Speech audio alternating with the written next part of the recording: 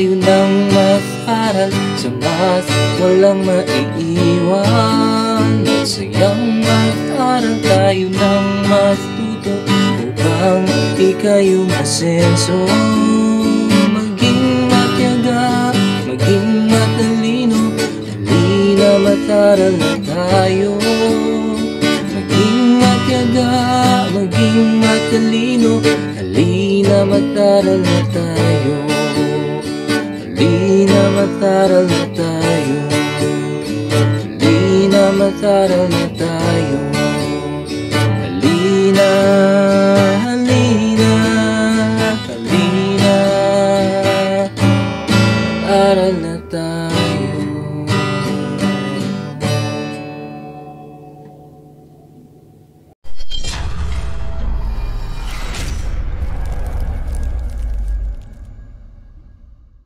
Magandang araw sa inyong lahat. Welcome to Project SOAR, series of academic online reviews of CLAID Learning Modules.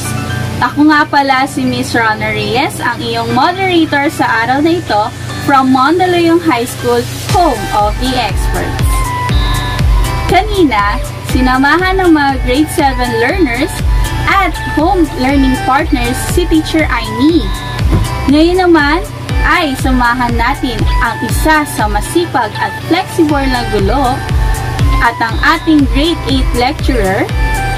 She took her bachelor's degree at Jose Rizal University. She's been teaching for 22 years and currently teaching in grade 11. Mga batang mandunong and home learning partner, halina at matuto kay Teacher Jess. Po, si Binibining JESUSA A. Apalya. Nagpapasalamat po ako at nabigyan ako ng pagkakataon na makasama sa Project SOAR. Unay sa Panginoong Diyos, ganun din po sa aming pong Mathematics Supervisor, Sir Resty Tuto I. Rodelas, ganun din po sa aming pong minamahal na Principal, Dr. Irvin A. Salazar, sa aming pong butihing Mathematics Coordinator, Sir Marlon Custodio, at kay Ginang Lobeling Tapos Dorado na gumawa ng PowerPoint.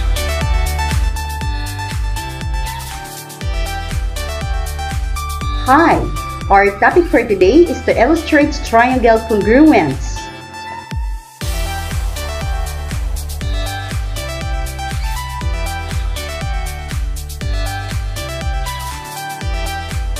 The objectives of this lesson is to identify the two triangles that are congruent, label the 6 corresponding parts of the two triangles that are congruent, use properties of congruence, postulates and theorems in identifying congruent parts and congruent figures.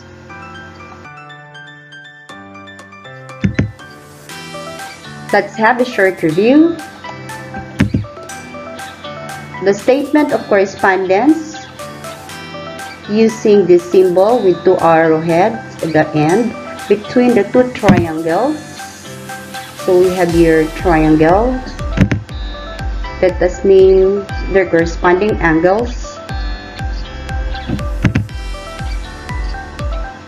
Let us have angle T corresponds to angle P. Angle R corresponds to angle Q. Angle S corresponds to angle O. Now let us have the corresponding sides.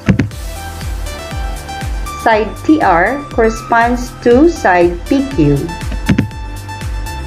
Side RS corresponds to side QO. Side TS corresponds to side PO.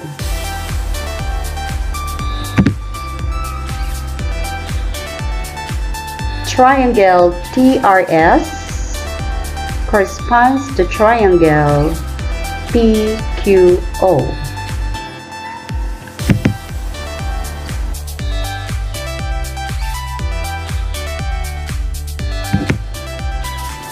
Let us have now triangle ABC that corresponds to triangle DEF.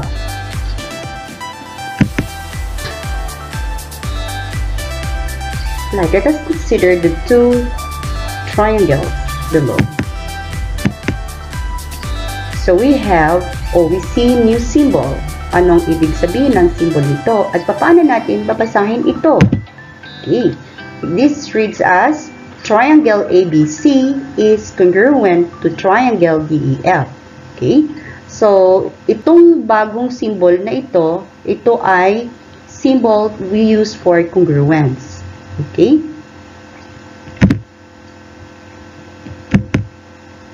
now let's state the corresponding congruent sides. Okay. So pag sinabi natin congruent, so we have here congruent or similar, kapareho. Ano po yun? So pag sinabi natin side AB, so we have here side AB. Now we're going to use this read as congruent. So congruent na ang ating gagamitin. Okay? So AB is congruent to side DE. We have your side BC is congruent to side EF. So from here to there. Side AC, we have your side AC is congruent to side DF.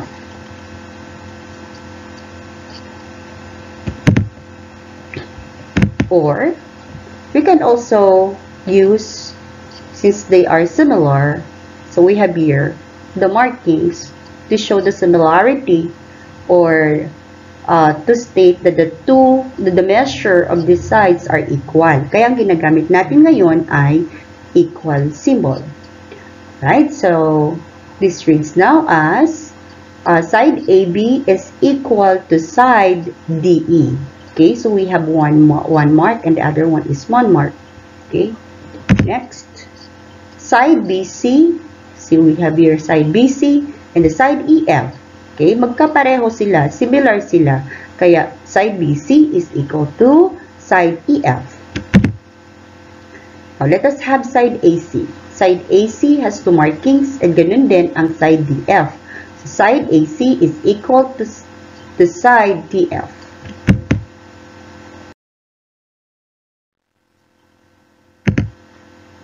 Now let us have the corresponding congruent angles. So we have angle A is congruent to angle D. Angle B is congruent to angle E. Angle C is congruent to angle F. So ano napapansin ninyo? Pag sinabing congruent, pareho sila ng posisyon. Okay po? Pareho din sila ng marking. Okay? So, yung angle A ninyo, pareho ng mark sa D. Yung position ng B ay kapareho din ng position ng E. Pareho din sila ng marking. Okay? So, when we say congruent, they are similar. Now, since they are similar, okay, so we can state that angle A, so we have here angle A with one mark, is equal to the measure of angle D. So, I have here that's two markings, and the other one's two marking. So therefore, the measure of angle B is the same to the measure of angle E. Angle C has 3 marks, and angle F has 3 marks. Okay, so therefore, the measure of angle C is the same to the angle F. So angle C is equal to angle F.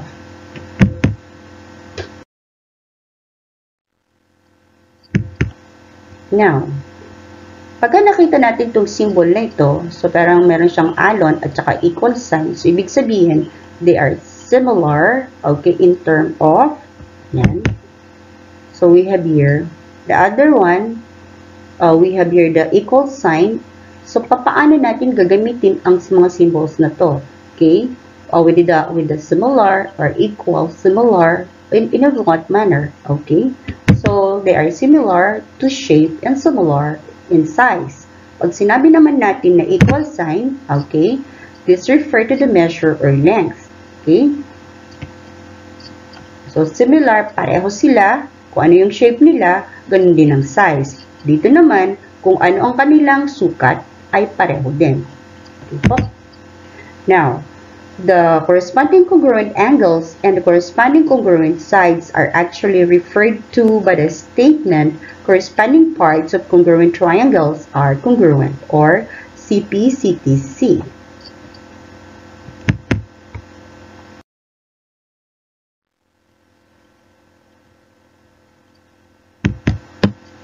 Let us use the given figure to name the congruent triangles.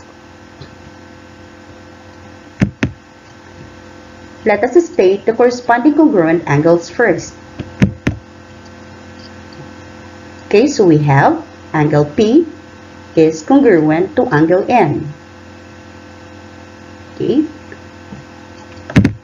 Now, so we have angle R is congruent to angle E. Angle C is congruent to angle T. Okay, ano pa napansin ninyo? Okay, we see, so we have here one mark, that is one mark. So similar. So we have here R has 2 marks, and we have T has 2 marks. Okay, angle T has 3 marks, and we have here has 3 marks. Okay, therefore, we can state the corresponding congruent sides. Okay, so side PR, so we have your side PR is congruent to side NE. This side has 1 mark, and this also has 1 mark. Now, side RC is congruent to side ET, okay, with 3 marks and 3 marks. We have here side PC having 2 marks, and side NT having 2 marks. Okay, so they are congruent. Now let us name the congruent triangles. Let us have here triangle PRC is congruent to triangle NET. Okay, we are just naming according to the position of their angles. Okay, so let us check with this. Kung P ay pareho ng N, okay, mag-uumpisa tayo ng P. Okay, and pareho niya ng N. Next, R. So, anong kasama ng R? Okay, kapareho niya ay E. Next, C. Kapareho niya ay T. Okay, kung ano ang pagkaka-arrange dito, ganun din sa isang pangalan ng triangle. Okay. Pero parehong triangle lang, naiiba lang dahil sa position ng kanilang angle. Alright. So, palitan naman natin, papangalanan lang natin. Okay. So, we'll start with R. Okay. If this R is congruent to E, we will start here, E. Okay. Now, R, C, P. Okay. C corresponds to T. And P corresponds to N. Okay po? Okay, so therefore, triangle RCP is congruent to triangle ETN. Okay? So, pareho lang yan, naiba lang yung mga posisyon. Okay? Another. Saan tayo naman mag-uumpisa? So, mag-umpisa naman tayo sa C. Kung mag-umpisa tayo sa C, C, doon naman sa kabila ay T. Kasi kapareho sila. Tama? Okay, so, C ito, T yan. Kung P ito, yung sunod ay N. Ito yon. Okay? Kung ito ay R, ito naman ay E. Okay? So, triangle CPR is congruent to triangle TNE. Okay. Another name for these two triangles. So, mag-umpisa naman tayo sa C. Okay? C, ang katapat niya naman niya ay T. Okay? Makapansin niyo, C, ang kabila ay T. R, anong R? E naman sa kabila. Kung ito ay P, N naman sa kabila. Okay? So, magkakatapat ang mga angle na yan, kaya they are congruent. So, triangle CRP is congruent to triangle TEN. Okay? So, pareho lang, naiba lang ang mga posisyon dahil umpisahan natin sa triangle C. Okay po? Another name for these triangles. Okay? So, we have triangle R. Kung R ito, anong kasunod? Ay, dun sa kabila, ay kailangan E. Okay? corresponds to angle E. Pag ito naman ay P, okay, your P corresponds to N. Pag ito ay C, this corresponds to T. Okay, therefore, triangle RPC is congruent to triangle ENT. Another name, okay, triangle P, of course, this should be N. Okay, C, it should be T. Kung R ito, E yan. Okay? So, nakita na yung pattern. So, triangle PCR is congruent to triangle NTE. Okay? Magkakapareho lang din ito, kaya, magkakapareho lang ito, kaya lang naiba lang ang mga posisyon, okay? Dahil nga, nag-umpisa tayo sa iba't ibang angle. Pero, parehong diagram lang yung ating ginamit. Okay?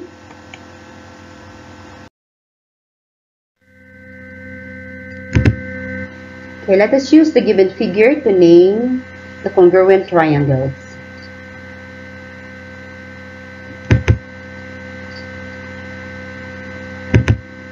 Let's start by stating the corresponding congruent angles. So we have angle P is congruent to angle R. Angle OCR is congruent to angle OCP. Angle ROC is congruent to angle POC. At this time, let us state the corresponding congruent sides. Side CR is congruent to side CP. Side RO is congruent to side PO. Side CO is congruent to side CO.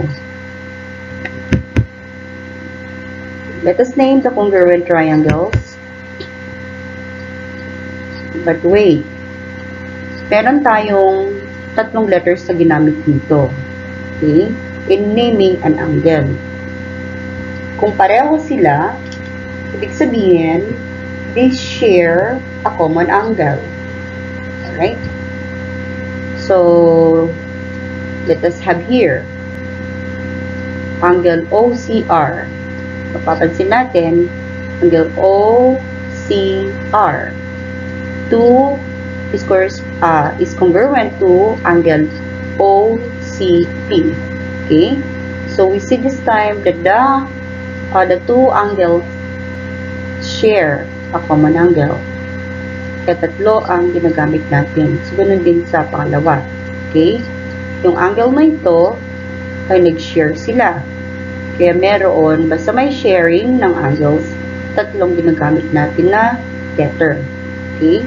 So, yung dalawa, wala naman silang ka-share, kaya distinct lang sa kanila yung mga angles nila.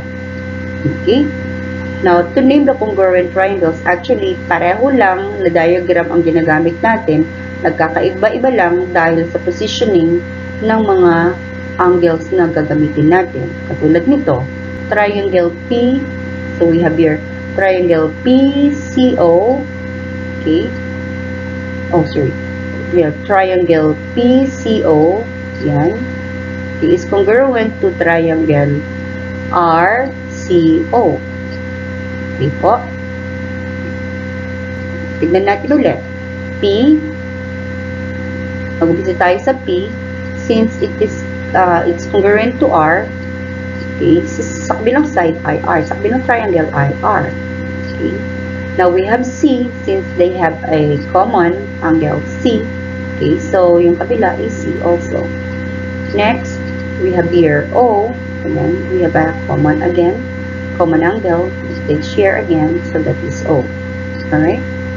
So, let us have another name to name the congruent triangles. So, we have triangle COP. So, we have triangle COP is congruent to triangle COR. Yan. Next, triangle OPC. We have your triangle OPC is congruent to triangle ORC. Okay, next. Triangle OCP. So we have here triangle OCP is congruent to triangle OCR. Next. Okay, another name. Triangle CPO is congruent to triangle CRO. Last name. So triangle POC is congruent to ROC. Triangle ROC. Okay.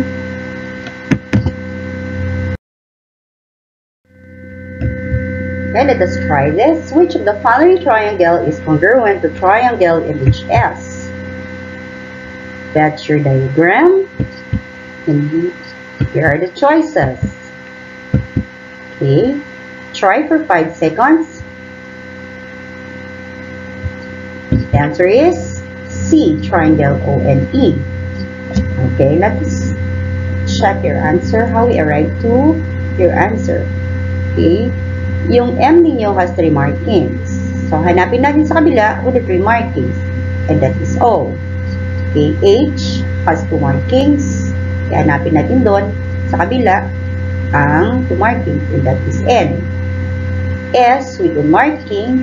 And here, okay, E has 1 marking. That is how we arrive to our answer, triangle ONE.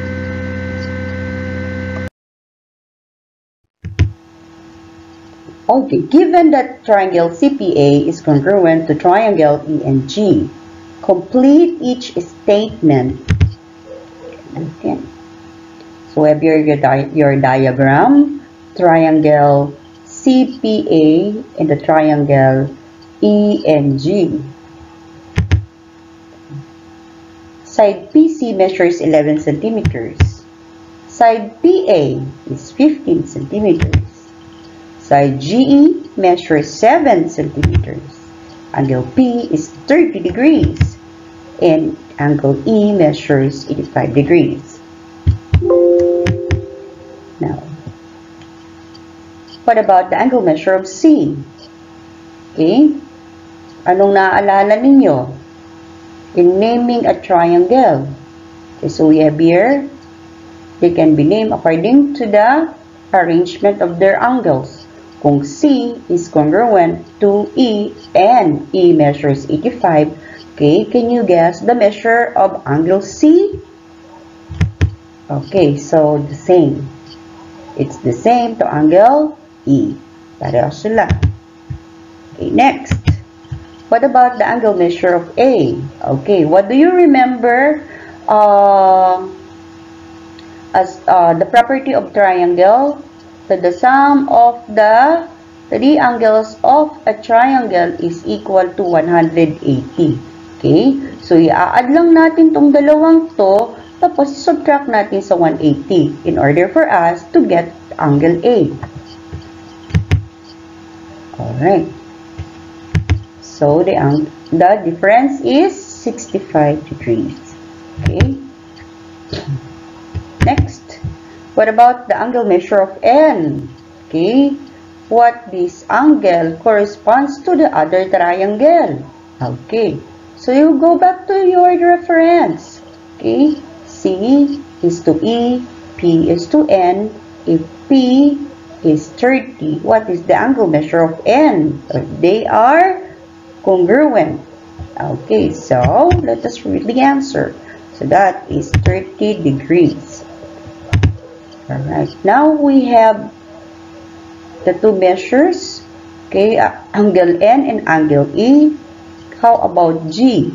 Ulitin natin ulit ang property ng isang triangle. Itong tatlong ito, okay, tatlong angles na ito, it should be 180.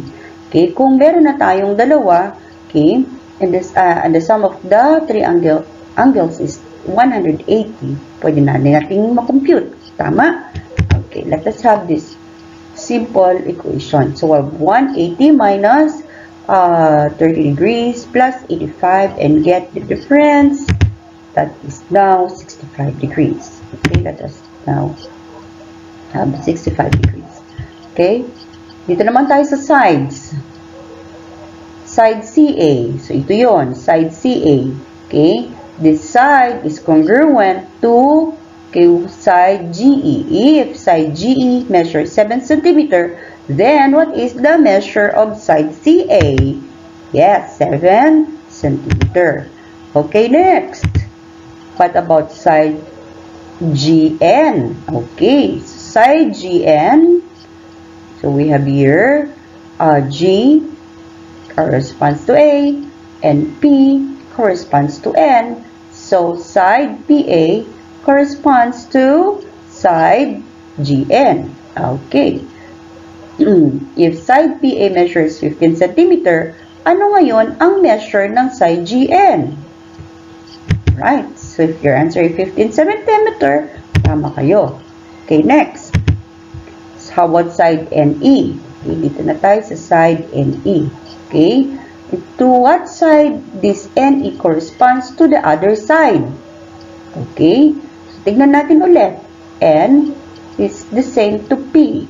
NE is the same to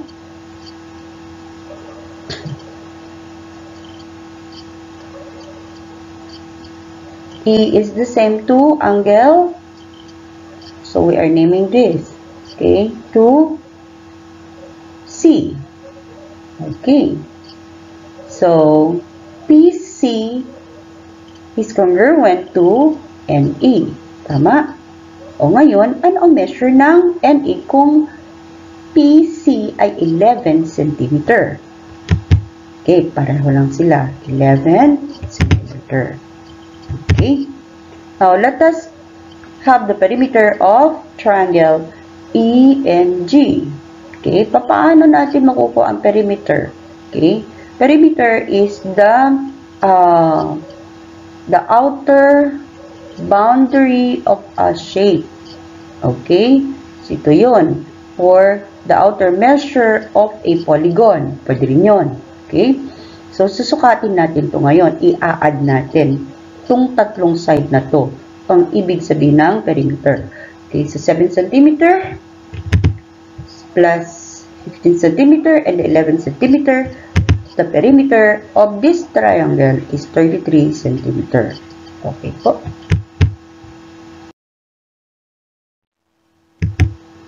Now, identifying congruent parts between two triangles using properties of congruence, postulates, and theorems. Properties of congruence. Let us have reflexive property of congruence. Side AB is congruent to side AB. Let us check this figure. Okay, the one in yellow color that represents the reflexive property of congruence. Symmetric property of congruence. So this is the if-then statement that if AB is congruent to side CD, then side CD is congruent to side AB. Now let us have transitive property of congruence, that if angle A is congruent to angle B and angle B is congruent to angle C, then angle A is congruent to angle C. Okay, let us check this figure. If A is 60 degrees and B is also 60 degrees and says that B is congruent to C, and then A is congruent to C, that the measure of your C is 60 degrees. Parallel lines cut by a transversal. So we have PCAC postulate that states if two parallel lines are cut by transversal, then the pairs of corresponding angles are congruent. Okay. Hanap na tayo ng ating ano. So we have here line M and line N. Okay? With these arrowheads, Okay, to show that the two lines are parallel. Now, the yellow lines here is the line that cuts that parallel line. Tawag natin dyan ay transversal. Then, the pairs of corresponding angles are congruent. Okay, let us check those corresponding angles. So, the angles in black marking, they are corresponding angles. Okay, so let us have here another marking in red. Okay. Right, so let us check. If this is your line M, so we have here, okay, the left side, right side, okay, above and below. Alright, so we have your line M, so we have here the left side and the right side. We have here the above and below, so we see them in the same position. That the two sides are said to be corresponding angles in the same position. Ganon din ito. Okay? So ito, nasa baba on the left side, below on the left side. So the two corresponding angles are congruent. Sorry. Now we have in green. Okay?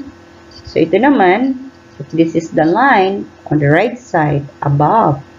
So, we have your N on the right side, located above. Okay?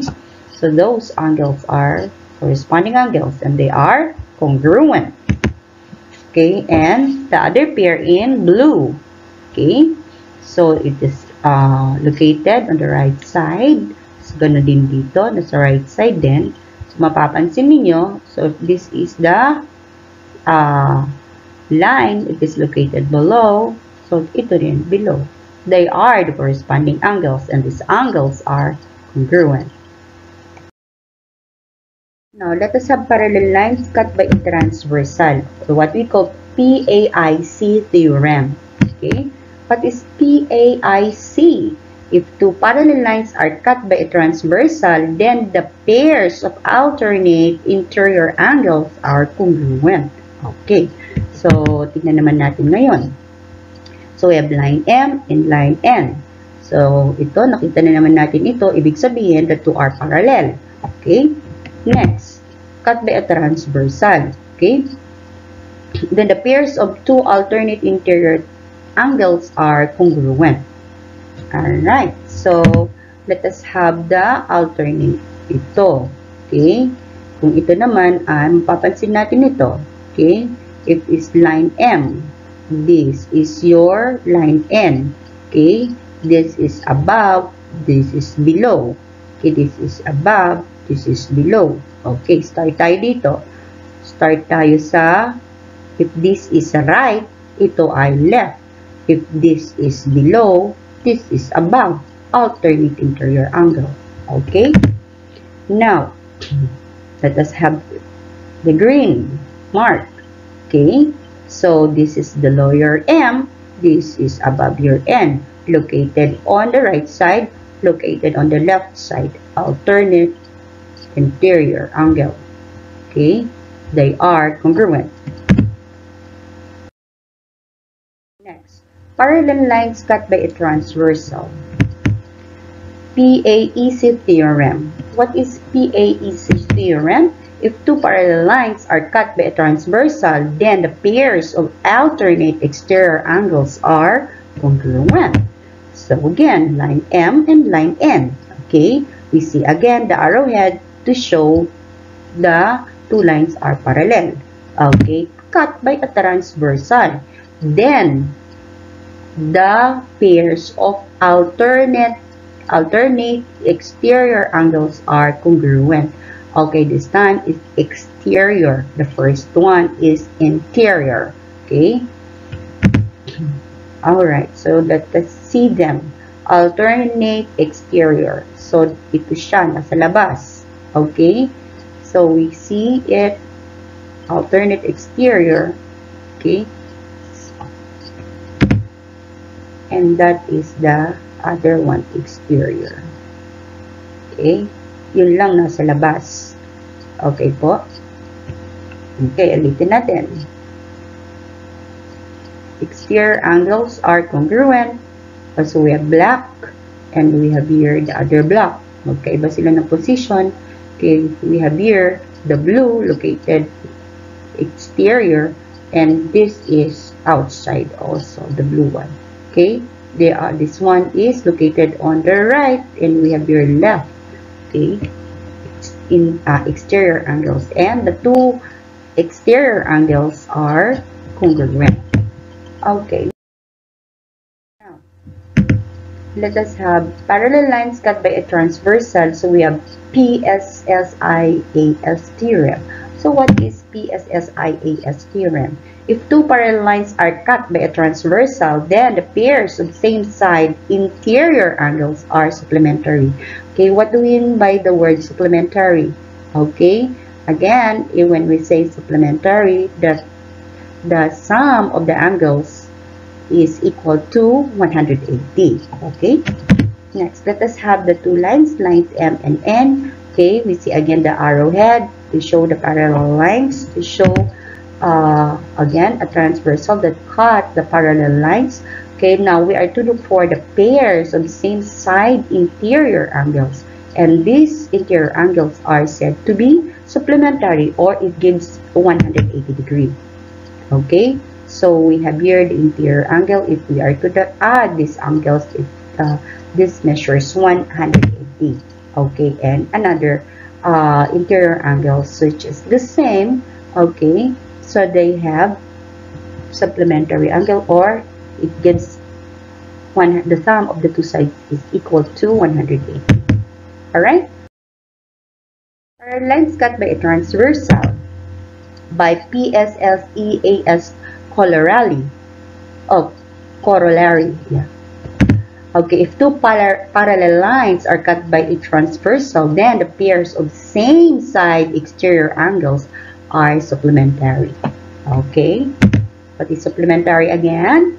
The sum of the two angles is equal to 180. You have here line M and line N. Okay, with the two symbols to show two are parallel and cut by transversal, then the pairs, I should say, the pairs of same side exterior angles are supplementary. Okay, let us look for those angles. All right, so we have here exterior angle up here in black color, another pair in blue color. If we are to add these two angles, okay, this pair, it gives us 180. If we are to add this pair, it gives us another 180. Okay, supplementary. All right, next,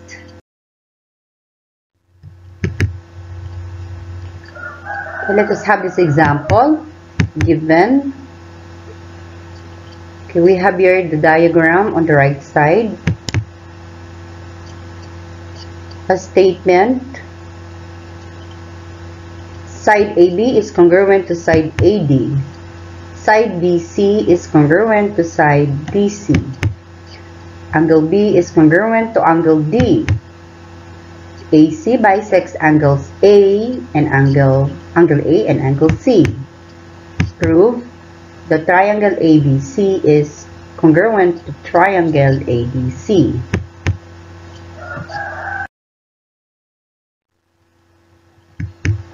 Okay, let us use this time the two-table proof using statement and reason. So we have here the diagram and the given statement. Okay, so let us use the first statement. Side AB is congruent to side AD. Okay, so let us choose the diagram. Okay, the one in yellow line. Okay, and AD is in yellow line with both one marking. Reason for that statement is given. Next statement, BC is congruent to DC. Okay, tignan natin ang diagram niya. So, here the BC in yellow color and the other one, side BC. Okay, parehong may marking na dalawa. Okay, they are congruent. Again, that is a given statement. Next. So, meron na tayong dalawang side na napalabas. Isa na lang kailangan natin. So, ito yung side na to. Okay? So, we have your statement. AC is congruent to AC. So, what do you remember? So, we have here the third side. And, okay, it has marking. Pareho. Okay? Now, we have reflexive property. Okay, and they are congruent. Okay, next.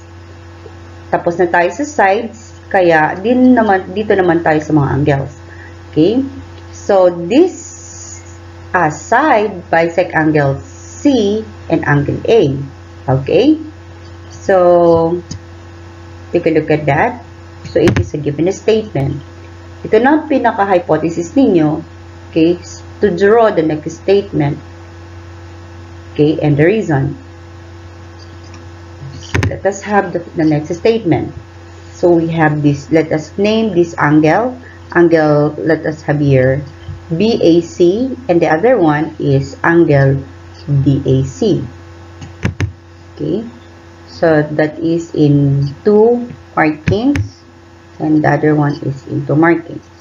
Okay, pareho sila na marking, kaya they are congruent. Now, what would be the reason? Definition of angle bisector. Okay, so let us have the other one, which is the C, the bisected C. So we have angle BCA is congruent to angle DCA. Okay, it has 3 markings, and the other side is 3 markings also. So ibig sabihin they are congruent. Okay, reason, definition of angle bisector. So, pero napalabas na natin ngayon yung dalawa. So, isa na lang ang kailangan natin. Okay, isang pares na lang. Which is angle B is congruent to angle B. And that is a given statement. Okay. Now, we can draw this time the conclusion that out of the proof, okay, so we have 3 sides and the 3 angles, okay, and they are congruent. We can state therefore that the triangle ABC is congruent to triangle ABC.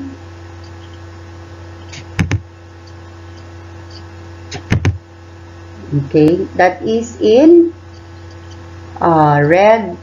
Okay, ito yan. Okay, in red color. And these are the congruent angles. Alright, so definition of congruent triangle. Okay, let us have another example. Given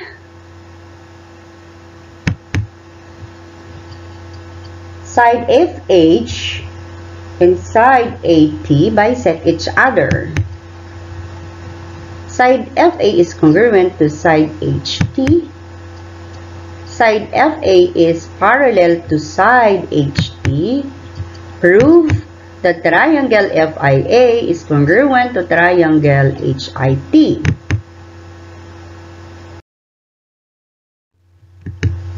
Okay, let us use again the 2-table proof using statement and reason.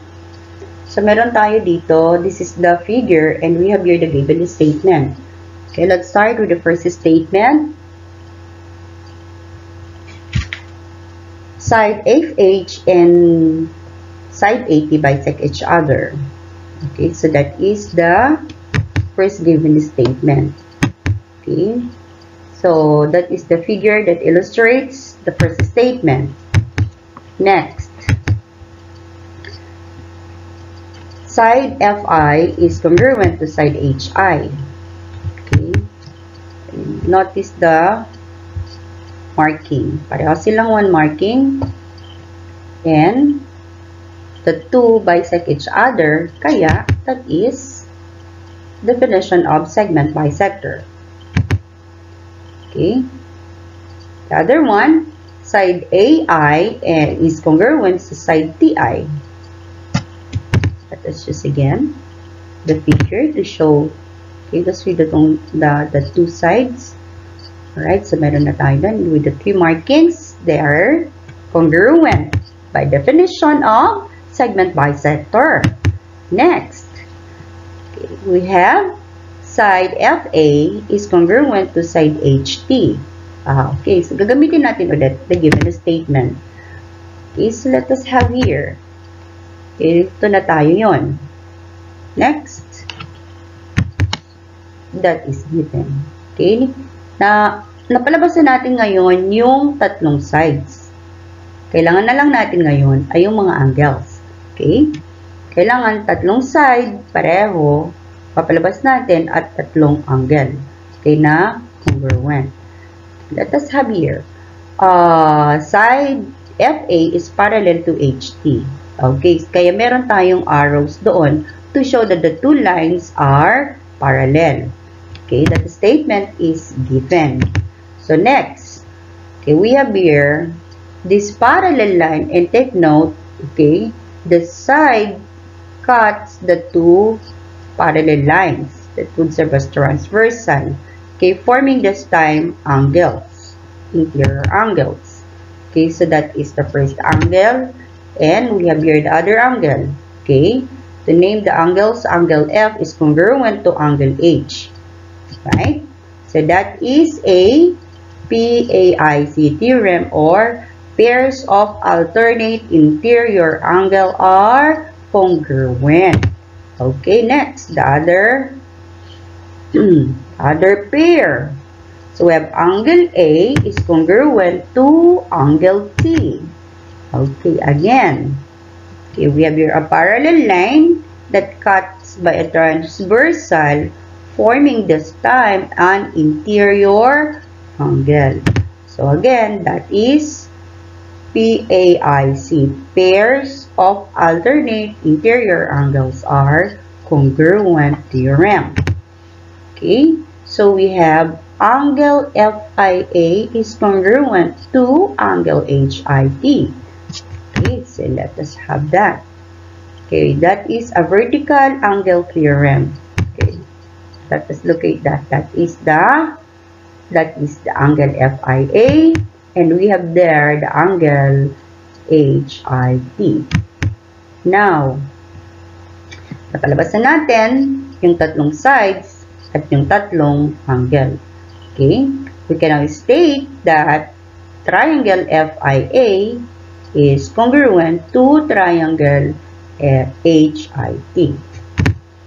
Okay, we see them now in the red colors. Okay, that is definition of congruent triangles. Oh, that's all. Thank you.